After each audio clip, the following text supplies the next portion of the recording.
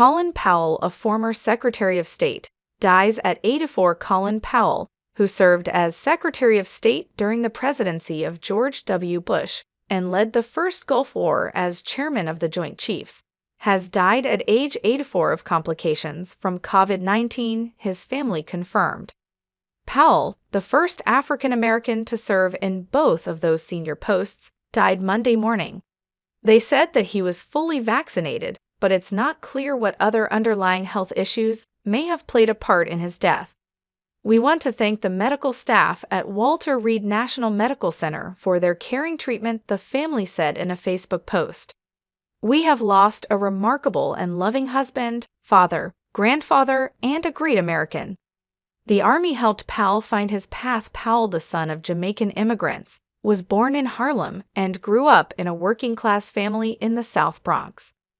In the Army, he found a culture where a black man could find his own path where race, background, and income level didn't define you, he told NPR in 2012. People have asked me, what would you have done if you hadn't gone into the Army? I'd say, I'd probably be a bus driver. I don't know, Powell said. As a young Army officer, he served as an advisor in South Vietnam in the early 1960s. During that first tour, he believed the U.S. was in Southeast Asia to save the world from communism, he told C-SPAN in 1995. But after a second tour in 1968, when the U.S. was at the height of its military involvement in Vietnam, he lost his early optimism. As a young Army officer, he served as an advisor in South Vietnam in the early 1960s. During that first tour, he believed the U.S. was in Southeast Asia to save the world from communism, he told C-SPAN in 1995. But after a second tour in 1968, when the U.S. was at the height of its military involvement in Vietnam, he lost his early optimism. We weren't sure how we were going to get out of this war, and we weren't sure that we were prepared to make the investment that would be of the 2003 invasion of Iraq and his presentation at the United Nations of evidence of weapons of mass destruction that turned out not to exist drew widespread criticism and put a blemish on his reputation. It wasn't just me making the case. Everybody was making the case, he told NPR Steve Inskeep in an interview in 2011.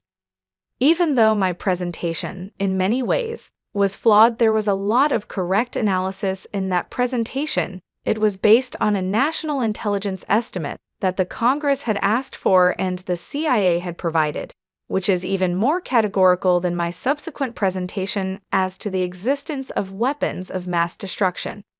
Speaking to NPR on Monday, retired four-star Gen. Wesley Clark said Powell always felt bad about giving that UN testimony. Clark said that Powell was a soldier at heart and had a magic with people. Powell was not a proponent of invading Iraq and did not see eye to eye with either Vice President Dick Cheney or Defense Secretary Donald Rumsfeld. During a meeting in 2002, Powell warned Bush of the consequences of invasion. You break it, you're going to own it, he reportedly said. In a 2011 memoir, Cheney said Powell did not always fully brief Bush. Powell responded to the criticism, calling Cheney's remark a cheap shot. Even so, Cheney released a statement on Monday saying he was deeply saddened to learn that America has lost a leader and statesman. General Powell had a remarkably distinguished career, and I was fortunate to work with him, Cheney said. He was a man who loved his country and served her long and well. He grew disenchanted with the GOP under Donald Trump, although moderate by today's standards. Powell was a nearly lifelong Republican, having served 3 GOP presidents, having also served as Ronald Reagan's national security advisor. But in 2008, he endorsed then-Democratic presidential nominee Barack Obama over Sen. John McCain, citing his concerns about the direction of the Republican Party at the time. In 2016, he would not vote for Donald Trump and later called out the 45th president. We have a constitution. We have to follow that constitution. And the presidents drifted away from it. Powell said in 2020 after Trump threatened to use military force against Black Lives Matter protesters. During the 2020 campaign, Powell said he would vote for Joe Biden, but it wasn't until the Jan. 6 insurrection at the U.S. Capitol that the former Secretary of State finally severed ties with the GOP.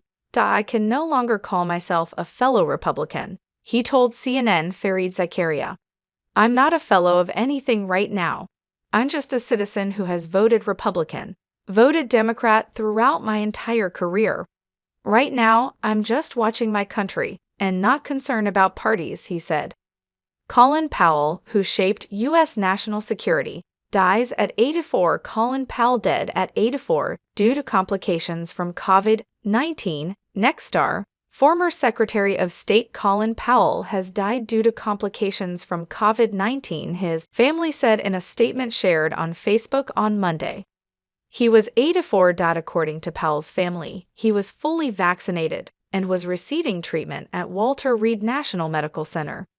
We have lost a remarkable and loving husband, father, grandfather, and a great American, the family wrote in the statement. General Colin L. Powell, former U.S. Secretary of State and chairman of the Joint Chiefs of Staff, passed away this morning due to complications from COVID-19. He was fully vaccinated.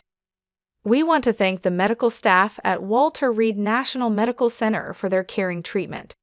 We have lost a remarkable and loving husband, father, grandfather, and a great American.